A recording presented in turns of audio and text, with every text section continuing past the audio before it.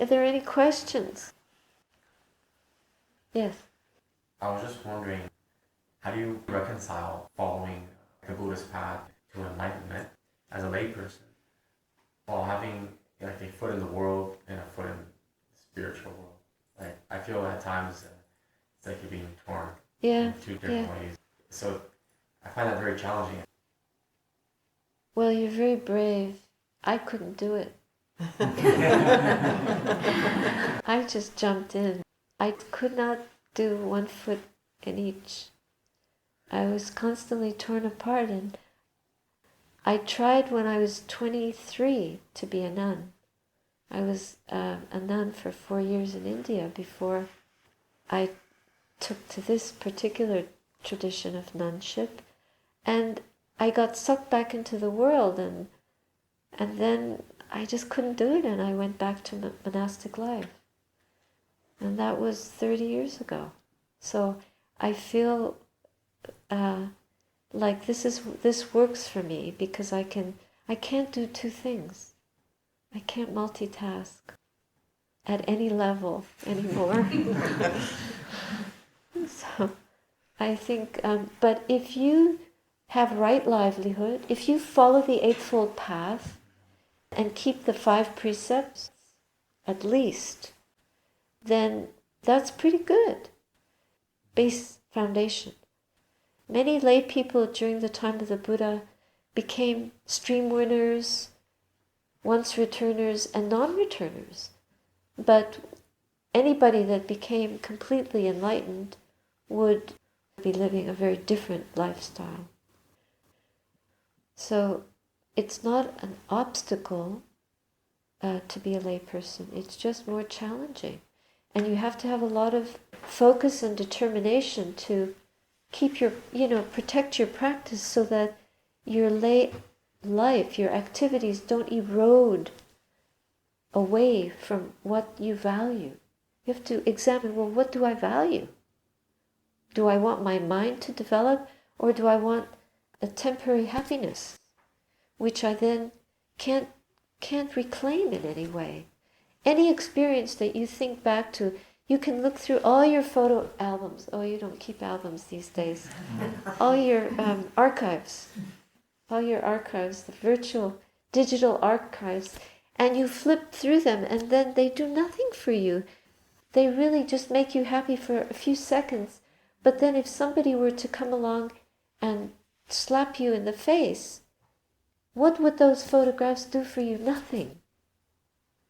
You would not be able to protect yourself from a very heated state of mind, from even suing this person and take him to court, or get involved in some unsavory activity or violent feeling in your heart. And these kinds of moments of violence or hateful ill will or strong levels of greed, where you'll go into debt to possess something that you need. But we don't really need it, but we'll go into debt to get it. Or we'll go on some holiday to, we'll go into debt to travel somewhere. Then we finish the holiday and we're back in our miserable world. We can't squeeze happiness out of our memories anymore. So if we can realize that, then that helps us to say, I've got to use my time better. I've got to balance how I spend my time. And I've got to devote my mind to the development of the faculties, the faith, energy, mindfulness, concentration of mind, and wisdom. Take time to develop these faculties, which in a moment of crisis will be right there. I remember once I was in India traveling in a very ramshackle vehicle, and it went over a terrible bump, and I was thrown into the roof of the vehicle, and a nail went in my head. And then blood was pouring down from my head. And I thought, I'm going to die. I thought, this is it. I'm about to die. And my thought at that moment was, where was my mind when this happened? And I was sitting there in the vehicle, being thrust up and down like this with all these bags of rice and goats and whatever else was in the vehicle. And I was thinking of my teacher, and my heart was full of gratitude. And I thought, oh, okay, I can die, because I had so much gratitude in my heart. I had such a sense of completion. But I didn't die, obviously. And so that's because I've been practicing mind states of gratitude a lot. Because I remember my teacher all the time. And I remember the Buddha all the time. Like you practice this, and then instead of thinking about how much you have to save up to buy, you start to use your mental formations to direct them towards the gold rather than towards the world. I mean, Nibbana. Just like the Ganges River is directed towards the ocean, so this mind can always be directed towards Nibbana, towards fulfilling the path, instead of falling off the path because of worldly aims and values.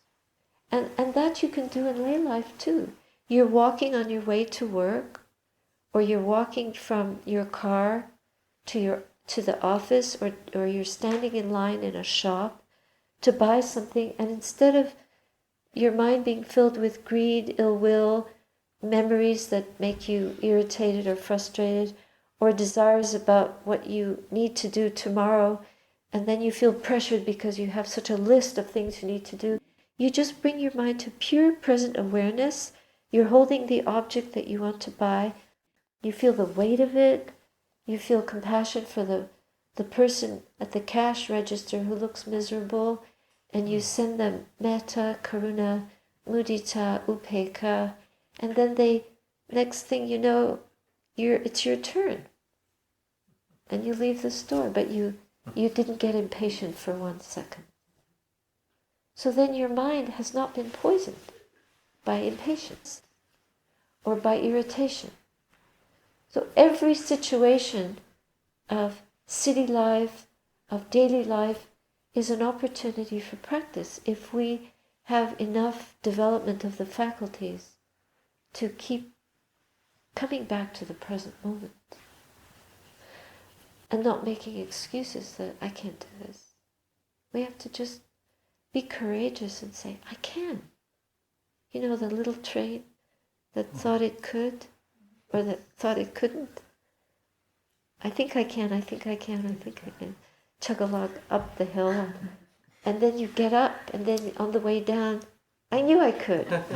I knew I could, I knew I could. But we have to do that practically every minute until we develop so much fortitude and so much, like we have, our gas tank is more full. So we're not running on empty, but we're constantly emptying. We're not filling our minds with rubbish. We're emptying out the rubbish every minute. So then we have enough space to be grateful, to be generous, to be pure-hearted, to be kind, to be skillful, to be non-violent, to be selfless, to be compassionate, to be forgiving, to be wise, to be courageous. Even in the face of something horrific, we have a choice to be courageous or to be a coward, to stay, to endure, to suffer without whining, because we have to. We all have to suffer. We all have to leave the body, every one of us. These bodies are not who we are. And then consciousness will go wherever we've been directing it. If we've been directing it with ill will, we're going to go to an abiding that is not wholesome. But if we direct it to what is pure, then we may not have to come back again ever. And that's the true freedom. No matter how the world pressures us from outside, no matter how external conditions pressure us from outside, if we know all of these things to be immaterial, insignificant, empty, not valuable. It's because we value them through our ignorance. But if we don't place value on those things, they will not create any pressure. Then that will free us to be moment by moment present for what is arising within us through the purity of our understanding. And then we will not be pulled out. And then the pressure will not touch us. We won't rush for the world. We can go mindfully in a measured way, live with modesty and integrity and intrepidity. We can be more fearless. It's because we're intimidated by the world. We allow our own opinions that are conditioned by the world to intimidate us, and then the opinions of everyone else. We are really enslaved. We're in really a predicament. But once we recognize that deeply, moment by moment, the chains lock us in, and then we gently unlock them by our right view over and over again until the chains don't snap back. It's because of habit. The mental formations keep blocking us into greed, hatred, and delusion. But our own internal attitude will bring up that understanding of how to free ourselves moment by moment. And eventually we develop a greater ability to sustain that right view and that freedom from worldly pressure, freedom from worldly conditionality. Because there's more and more space, the true space of truth within us. And then we can breathe. Otherwise, we have no breath even. We can't even be with our breath because our wanting to be loved or be approved of or belong to that which we don't belong to, which isn't true, it's false, that will subside. That will cease. That will come to cessation. That's the stopping we have to do. So basically, we have to not use our smartphones. Now how do you do that? Okay, you use it a little bit, but most everyone is addicted to it by now. It's just an addiction. We feel that we can't live without it. Well, we were born without it. Most of us lived our lives without it, and suddenly we have this, we're less and less able to come to cessation because now we have another, it's like an umbilical cord to samsara, and we believe that without it we can't survive. It's pretty scary. But you have enough perspective where the knowledge takes root, and use that as an island of refuge in your heart, and always come back to it so that the world cannot steal that from you. Even your cell phone cannot steal that from you. Turn it off at night. Turn it off whenever you can. Just turn it off for a week. Go on a meditation retreat for 10 days and see how still your mind will become and how joyful you will feel. Because all of us are rushing so fast. We can't see the beauty within us or the beauty on the outside that helps us to stop enough to feel the beauty within us. That's why the natural world is so precious. That's why the Buddha told us, go to the roots of trees and practice. Because in the wilderness of the forest, in the wilderness of the ocean, there's nothing. It's raw. It's just nature. There's nothing wrong. There's death everywhere. There's life everywhere. But it's all so pertinent, so relevant, so alive in us. It so embeds in us the universality of impermanence, of suffering, of emptiness. And then we feel this, everything is well. We just feel peace, even though things are constantly dying in the wilderness, all the time. But it doesn't destroy us to see that. There's no maliciousness.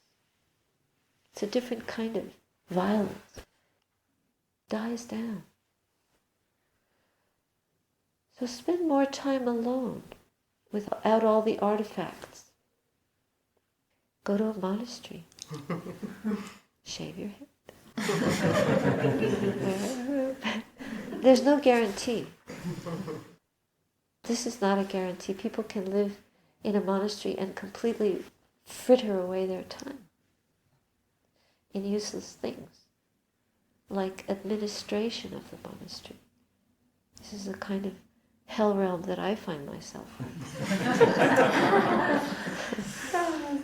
It's not why I became a nun, to administer. But I do it as an act of service. I want the place to survive.